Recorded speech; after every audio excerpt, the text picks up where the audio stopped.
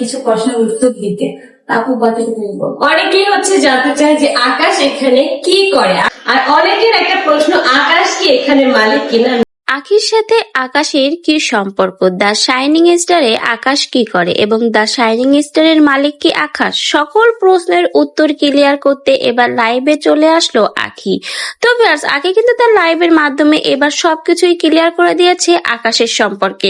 আকাশ কি করে, শাইনিং স্টারের মালিক কিনা এবং আখির সাথে আকাশের কি সম্পর্ক, বিস্তারিত সবকিছুই কিন্তু আখি এবার নিজ মুখে ক্লিয়ার করলো। তো জানতে ভিডিওটা না টেনে শেষ পর্যন্ত সঙ্গেই থাকুন।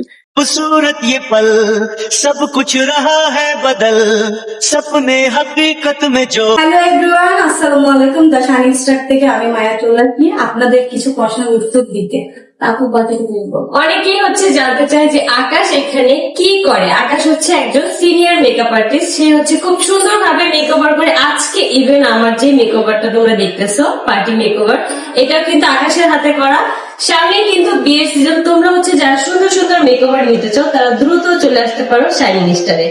আর অনেকের একটা প্রশ্ন, আকাশ কি এখানে মালিক কিনা। না, আমাদের এখানে ওনার নুসরাত জাহান।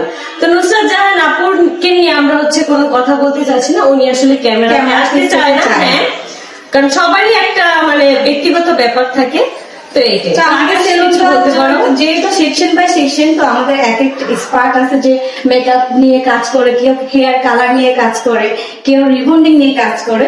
তো ওই হিসাবে আমাদের উনি সিনিয়র মেকআপ আর্টিস্ট। যারা ব্রাইডাল মেকআপ নিতে চান এই ওয়েডিং সিজনে, তারা অবশ্যই আমাকে বুকিং করে রাখতে পারে। Bye bye. ओ ढल रहे हैं क्या सदियों से पुराना